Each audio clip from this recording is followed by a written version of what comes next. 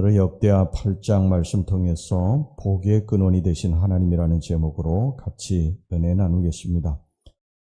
이 솔로몬 왕은 하나님의 은혜와 붓진 다윗 왕의 후원으로 형 아도니아의 모반을 저지하고 20세의 젊은 나이로 이 통일 왕국 이스라엘의 제3대 왕으로 즉위하게 됩니다. 이때가 주전 약 970년경입니다.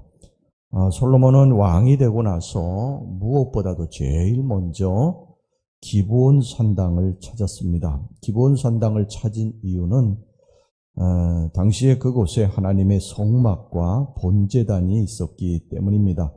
그곳에서 이제 솔로몬 왕이 하나님 앞에 일천 번제를 드리게 되고요. 그리고 하나님께 헌신과 충성을 맹세하고 다짐했습니다. 그리고 이스라엘을 잘 다스릴 수 있도록 하나님 내게 지혜를 주시옵소서 그렇게 간구를 하게 됩니다.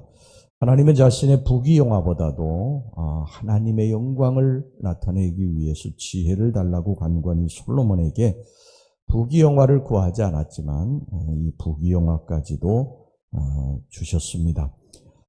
오늘 이 본문의 말씀은 이제 솔로몬이 하나님께 받은 그 지혜를 가지고 나라를 잘 다스린 그의 치적에 관한 내용입니다. 그 중에서 이제 몇 가지 본보기를 제시한 부분이 나오는데 살펴보면 첫째는 먼저 대외 정책으로서 솔로몬 왕이 이 하맛 소바를 정벌하는 그런 군사적인 행동으로 영토를 확장하게 됩니다.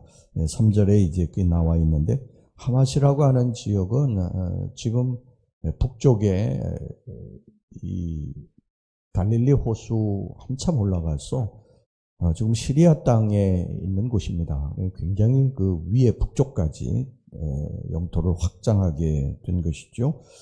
그리고 이제 남쪽으로는 홍해, 이 홍해의 아카바만 북단에 있는 항구 도시, 그러니까 홍해가 시작되는 그런 곳입니다. 그래서 거기 보면 에시온 게벨이라고, 지금도 에시온 게벨이에요. 거기가 항구 도시인데, 그리고 엘롯이라고 하는 지역, 이곳을 개발을 해가지고 외국과의 활발한 교역 정책을 추진을 하게 됩니다. 17절에서부터 18절까지 그게 나와 있고요.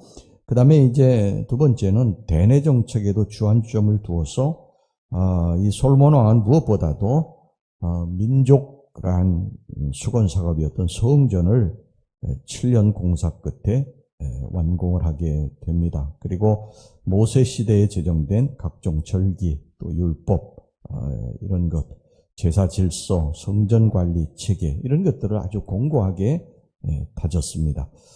종교 정책에 이어서 솔로몬 왕은 국방 정책에도 아주 심혈을 기울여 가지고요. 변방 지역 또 주요 청주의 여러 성읍들을 중수하고 혹은 요새화했습니다. 또 건축 공사도 활발하게 전개해서 13년에 궁궐공사, 또 나라 안에 여러 국고성과 병거성, 또 마병성의 공사를 완성을 했습니다. 그러니까 이렇게 솔로몬 왕이 정치, 경제, 사회, 문화, 국방, 외교 모든 분야에서 완벽하게 어떻게 보면 준비를 잘해서 나라를 굉장히 부강하게 만들었던 것이죠. 가장 부강했던 나라는 사실은 솔로몬 왕 때입니다. 그런데 이 솔로몬 왕이 이렇게 부강하게 된 것은 부왕 다윗의 강력한 영향이 있었던 것이죠.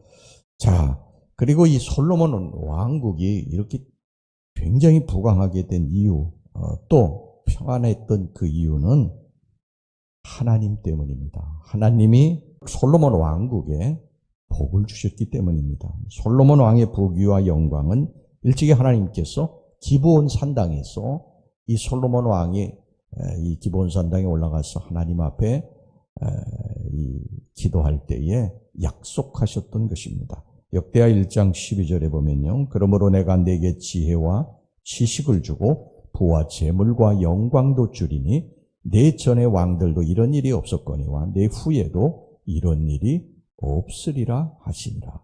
이 하나님께서 약속하시는 것에 대한 약속의 성취입니다.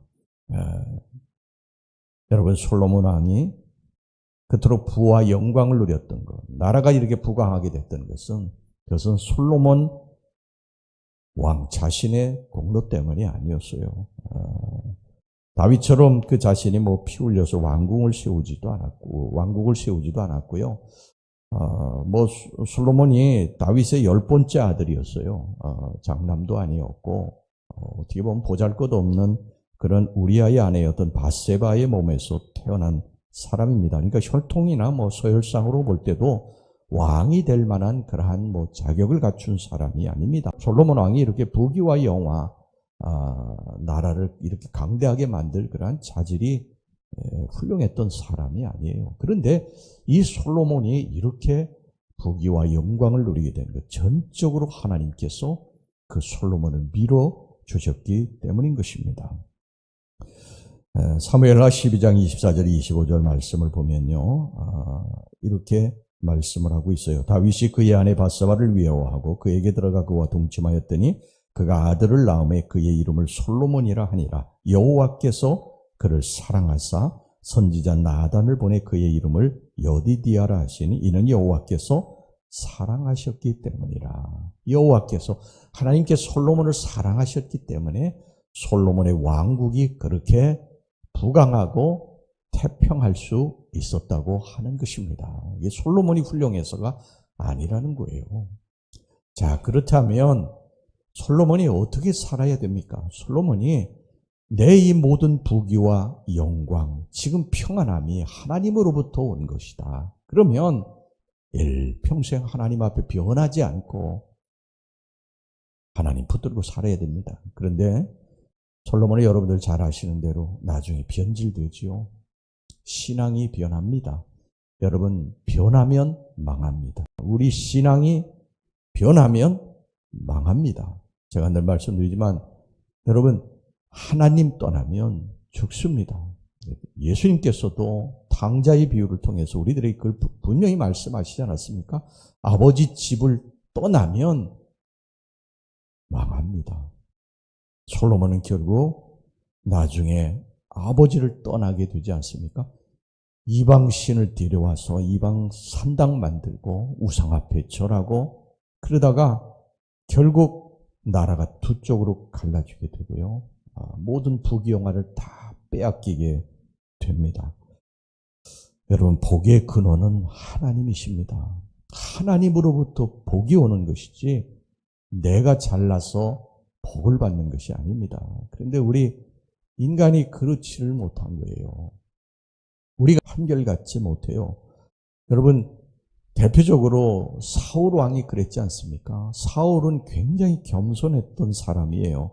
나는 왕의 제목이 안 됩니다. 그러면서 왕을 할 수가 없다고 피해 다녔던 사람이에요. 그런데 왕이 되고 나서, 왕이 되기 전 그렇게 겸손하고 하나님 앞에 엎드려 기도하고 그리고 왕이 돼서 전쟁을 하고 전쟁에서 이기면 하나님을 위해 성전비를 세우고 그랬던 왕이 나중에 변질되지 않습니까? 전쟁에 나갈 때 더 이상 기도하지 않고 전쟁에 이기게 되면 자신의 영광을 위해서 성전비를 세우게 됩니다. 자기가 제사장 노릇도 하게 돼요.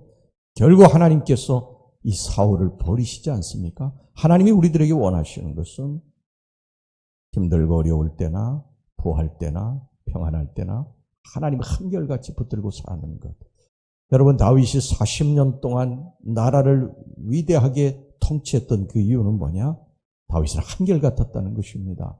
그가 목동이었을 때나 또 나중에 이 사울왕에게 쫓겨다닐 때나 10년 동안 또 왕이 되었을 때나 한결같았다. 변함이 없었다는 거예요. 근데 사람이 변하지 않습니까? 어렵고 힘들 때, 힘들었을 때 하나님 앞에 그렇게 매달려 기도하던 사람이 어느 순간에 평탄해지면 하나님 전에 보이지 않잖아요. 여러분, 우리가 이런 것들을 항상 경계하셔야 됩니다. 사람은 항상 평안할 때 넘어지는 거예요. 여러분, 기독교가 초대교회에 핍박받을 때에 그들은 찬송하며 순교의 길로 갔어요. 그런데 나중에 313년에 콘스탄틴 대제가 기독교를 받아들이고 나서 변질되기 시작합니다. 변질돼요. 신앙이 변질돼요. 그때부터 타락의 길로 걸어가게 되는, 여러분, 이게 사탄의 전략인 것입니다. 평탄하고 잘되고 좀 쉬어도 돼. 돼, 괜찮아. 여러분 이것을 항상 경계하시기를 주의 이름으로 축원합니다. 하나님 앞에 우리들 한결같아야 됩니다. 변함이 없어야 돼요. 다윗처럼 변함이 없어야 됩니다. 그러니까 하나님께서 다윗을 뭐라고 그러셨습니까? 내 마음에 합한 자다. 내 마음에 드는 자다. 뭐 다윗이 왜 허물이 없어요? 부족한 게 많죠. 그런데 그 한결같은 마음 때문에 하나님 잘못했습니다. 제가 잘못했습니다. 그것 때문에 잘못했을 땐 잘못했다고 하고 그저 모든 것들 하나님의 영광을 위해서. 근데 이 솔로몬은 변하지 않았습니까? 여러분 변하지 않기를 주의 이름으로 축원합니다. 끝까지 우리 신앙 잘 유지해서 정말 주님 앞에 이 다윗과 같이 내 마음에 꼭 드는 자다. 이런 말을 들을 수 있기를 주의 이름으로 축원합니다. 네, 우리 기도하겠습니다. 자비로우신 아버지, 우리를 사랑하시는 아버지, 우리가 일평생 주님 품 안에서 살았습니다. 우리 남은 인생도 주님 안에서 살기를 원합니다. 주님 떠나지 않기를 원합니다. 주님 떠나면 망한다. 주님 떠나면 멸망한다. 주님 떠나면 죽는다. 이것을 항상 우리들 마음속에 명심하고 살게 하여 주시옵소서. 우리가 주님 떠나 있으면 우리 주님께로 다시 돌아와 주님 붙들고 다시 신앙을 회복할 수 있도록 주님 축복해 주옵소서. 이 7월 한 달도 아버지가 우리들을 도와주셔야 살 수 있습니다. 우리들의 앞길의 시온의 대로가 주님이 도와주셔야 열릴 수 있음을 믿습니다. 오늘 이 새벽에 하나님 전에 이 무더위 속에도 찾아오셔서 첫 시간을 아버지 앞에 드리는 귀한 자녀들, 아버지 예물 드리고 주님 앞에 간구하오니 아버지 이들을 축복해 주시기를 원합니다. 양손을 하나님 가슴에 얹어 싸우니 가슴에 얹은 손마다 우리 주님 붙들어 주시고 선언한 범사가 잘되게 하여 주시고 저들의 가정을 축복하셔서 평안하게 하여 주시며 마귀 사탄을 예수의 이름으로 쫓아 주시옵시고 아버지 하나님의 부귀영화가 저들의 가정에 있게 하여 주시옵소서. 예수의 이름으로 저들의 앞길에 하나님 모든 장애물들을 제거하여 주시옵시고 예수의 이름으로 승리하는 7월 한 달이 되게 하여 주시옵소서. 자손들을 주의 이름으로 축복합니다. 자손들이 든든히 서게 하여 주시옵소서. 자손들의 길이 열려지게 하여 주시옵소서. 자손들의 만남의 축복이 있게 하여 주시옵소서. 하나님께서 7월 한 달도 무더위 속에서 하나님 질병 가운데 시달리지 않도록 지켜주시고 보호해 주실 줄로 믿습니다. 물질적으로 손해나지 않도록 하나님이 지켜주실 줄로 믿습니다. 하나님께서 이 교회도 축복하시고 평안하게 하여 주시옵소서. 예수님의 이름으로 기도하옵나이다. 아멘.